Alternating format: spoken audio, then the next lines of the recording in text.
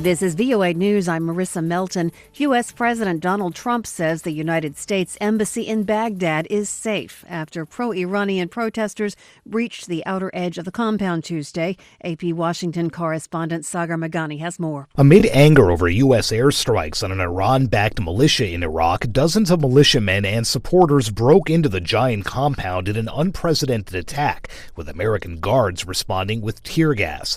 The State Department says all Americans are secure and there are no plans to evacuate the embassy. Two defense officials say a small number of Marines specially trained to protect diplomatic missions will go to Baghdad.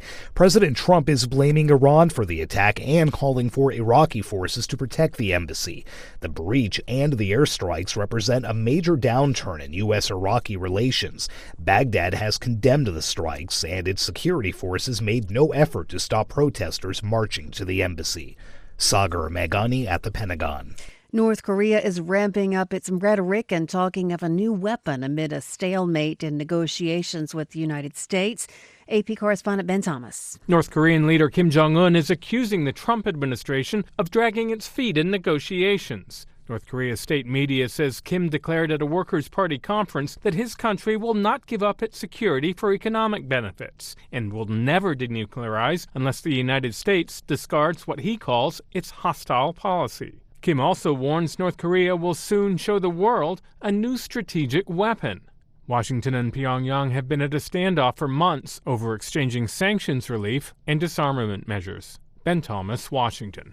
Guinea-Bissau's outgoing president urged future leaders to guarantee stability on Tuesday in a farewell speech. Results of the country's presidential election are expected to be announced Wednesday.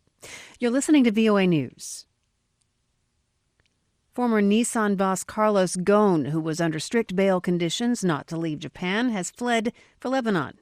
Reuters' Libby Hogan reports. Ghosn confirmed the news on Tuesday, saying in a statement he refused to be held hostage by a rigged Japanese justice system. He also denied fleeing justice. Ghosn was awaiting trial in Tokyo on charges of financial misconduct, and it's unclear how he left the country. Japan does not have an extradition treaty with Lebanon, making it unlikely he could be forced to return to face trial. Nissan says internal investigations found a trail of misconduct. After a busy 2019, Wall Street has warned of a slower road ahead. AP's Shelley Adler has that story. It's been a banner year for investors. You may remember the doom and gloom of last December on Wall Street. It was just over a year ago when the stock market was essentially in a bit of a mini crash because of concerns about a recession.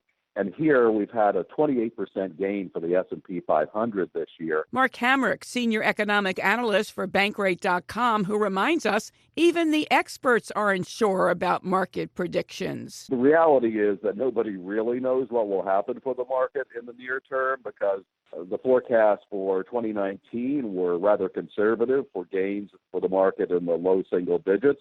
And essentially, those projections are where we are with the outlook for 2020. Shelley Adler, Washington. Demonstrators in Khartoum have spilled out into the streets to celebrate the 29 death sentences handed down Monday by a Sudanese court for the torture and killing of a detained protester. The verdict was the first connected to the killing of more than 200 pro-democracy protesters since anti-government demonstrations began last December. The protests culminated in the ouster of former President Omar al-Bashir in April.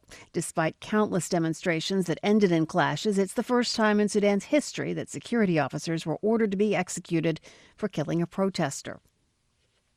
2020 is arriving around the world, one time zone at a time. AP correspondent Rita Foley has more. Among the first places to see the new year, New Zealand, where they set off a half-ton of fireworks in Auckland. More than 1 million people gathered in Sydney, Australia to watch the fireworks, which were delayed by 15 minutes due to strong winds. Here at home, New York City's counterterrorism czar expects Times Square to be the safest place on planet Earth on this New Year's Eve. To use his words, thousands of police officers will be on duty along with special units that have long guns and bomb-sniffing dogs, among other weapons. I'm Rita Foley. I'm Marissa Melton. This is VOA News.